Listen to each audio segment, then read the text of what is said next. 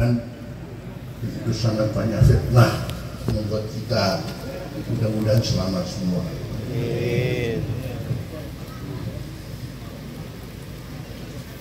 Kembali kepada kapan Rasulullah SAW berpesan untuk khusus adalah kita harus berdoa qabla salam. Sekian banyak riwayat, dan ini sangat penting ketika Rasul sendiri yang berpesan untuk kita lakukan qabla salam inda shalah. Sehingga tidak salah kalau sebagian ulama ahli zahir mengatakan pesan ini adalah sama wajibnya dengan baca Fatihah. Seorang di antara Ba'dul Arifin bertanya kepada anak-anak, kamu sudah baca doa-doa qabla salam atau belum? Belum, Mbah. Ulangi sholat. Ulangi sholat. Karena ini pesan Rasulullah, merupakan pesan yang tidak kalah pentingnya juga dengan kewajiban yang lain. Di antaranya adalah kita maklumi al-isti'adah min arba' min adzabil qabri wa min adzabi jahannam wa min fitnatil mahya wal mamat wa min fitnatil masiihid dajjal. Ada lagi Wahumma inni a'udzubika minal ma'sam wal ma'ram. Ada lagi ya muqallibal qulub tsabbit qalbi ala dinik. Atau riwayat ya musabbital qulub tsabbit qalbi ala dinik. Ada pesan Rasulullah pada Sayyidina Saddad bin Aus, hendaknya membaca doa ini qabla salam, yaitu Allahumma inni as'aluka as-sabata fil amri wal azimata ala rusdi wa as'aluka syukra ni'matik wa as'aluka qalban salima wa as'aluka lisanan shadiqa wa as'aluka min khairi ma ta'lam wa a'udzu bika min syarri ma ta'lam wa astaghfiruka lima ta'lam innaka antal ghuyub. Sudah tentu pesan ini bukan untuk beliau khusus, untuk kita seluruhnya, agar kita betul-betul berpegang teguh dengan urusan agama ini. As-sabat fil amr wal azimata ala rusyd. Bagaimana kita punya tekad kuat untuk selalu dapat petunjuk dari Allah. Dan selanjutnya keteguhan dalam agama ini adalah modal terakhir kita hidup di akhir zaman ini. Sementara kita melihat fitnah yang luar biasa, kita bisa mendengar, membaca dari YouTube bagaimana gerakan yang disponsori oleh Yahudi ingin membuat tatanan baru secara internasional. Untuk sekarang ini yang kita lihat adalah bagaimana kita jangan sampai terteguh dengan agama ini. Tapi yang kemudian perjuangan yang cukup masif berkaitan dengan namanya kesetaraan beragama. Ini sedang digulir besar-besaran agar kita mengatakan agama ini semuanya sama. Itu satu. Yang kedua, diantaranya adalah bagaimana keterikatan kaum muslimin dengan ulama itu harus dijauhkan. Jadi menjauhkan kaum muslimin dari ulama ini juga merupakan target besar agar kita kemudian tidak lagi mengenal ulama sebagai panutan kita. Jadi jangan heran kalau kemudian hari-hari ini kita banyak yang viral ya. Tahu-tahu ada namanya kasus viral Kiai Cabul, di mana terjadi. Itu bukan dengan terjadi dengan sendirinya, tapi itu sudah ada trik-trik khusus bagaimana membuat seorang kiai yang terkenal pun, yang asalnya dipercaya oleh umat, menjadi kemudian tidak dipercaya oleh umat. Ini dikulir di mana-mana. Bukan jadian biasa, tapi ini memang ada trik khusus agar kita bisa memahami hal ini. Sebab satu-satunya yang masih mempertahankan Islam adalah hanya pesantren. Ketika keterikatan santri, siapa kalau bukan dengan murad biruhnya. Seperti kita ini, kalau kita tidak ada masyayikuna, kemana kita? Tidak punya pegangan. Sementara pegangan itu sangat penting, berkaitan dengan kita sendiri. Setiap sholat saja mesti mengucapkan at-tahiyatul mubarakatus sholawatut thayyibatulillah. Ibadah qauliyah, apakah ibadah badaniyah atau ibadah maliyah, itu lillah, semata-mata untuk Allah. Kita tidak mungkin mengenal Allah tanpa Rasulullah. Karena itu kita mengatakan assalamu alayka ayyuhan nabiyyu wa rahmatullahi wa barakatuh. Kita nggak mungkin kenal Rasulullah tanpa kita mengenal yaitu orang-orang saleh. Assalamu alayna wa ala ibadillahis shalihin. Satu paket yang tiap hari justru ini mesti kita mengucapkannya, menunjukkan keterikatan kita dengan ulama adalah sebagai keselamatan hidup. Sementara Rasulullah menggambarkan dalam riwayat Ad-Dailami, la taqumus sa'atu hatta yujammu fi salasatan dirhaman min halalin wa ilman mustafadan wa akhan fillah. Tidak akan terjadi hari kiamat sampai kemudian Allah membuat kelangkaan.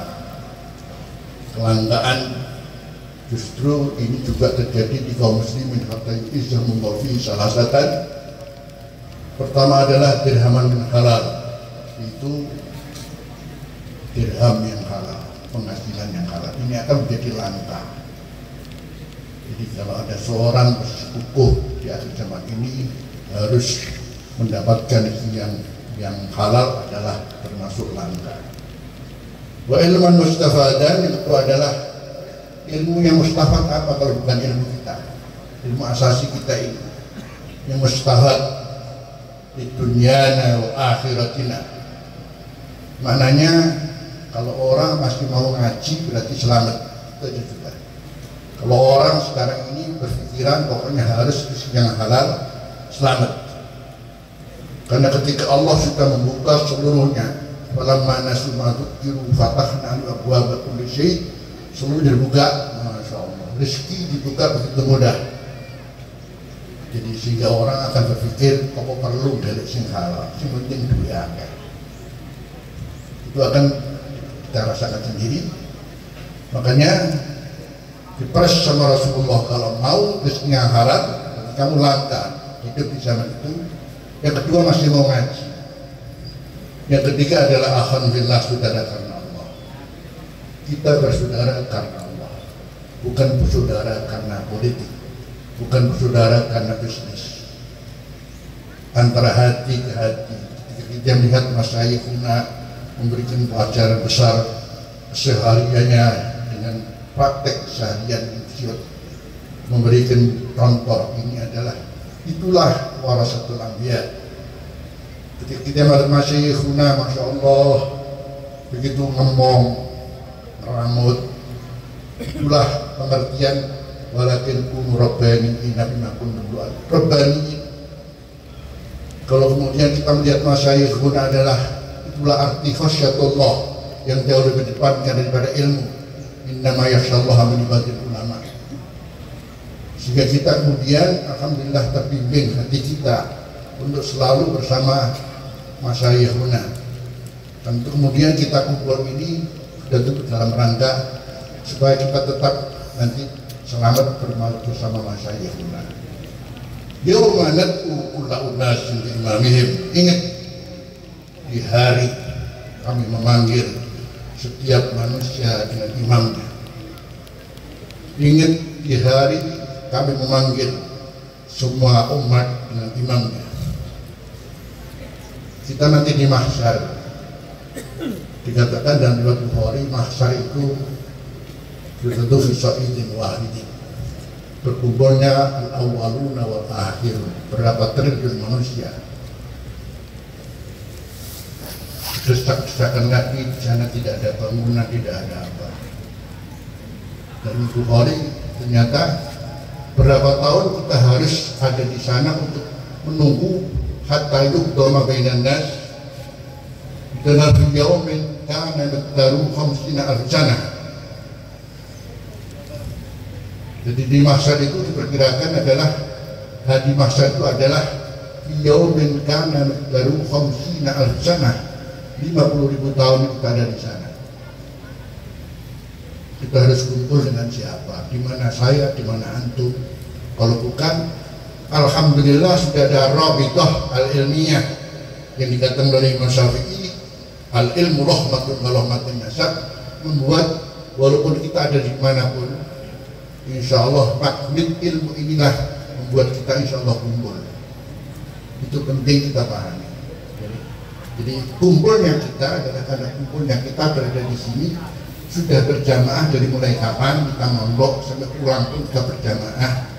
Sementara ukurannya hanya jamaah di masjid. Kenapa menjadi perhatian Islam? Sholat atau jamaah mau masjid. Itu artinya supaya nanti kita di sana itu jadi berjamaah. Wasiqal ladzina taqaw rabbahum ilal jannati zumara.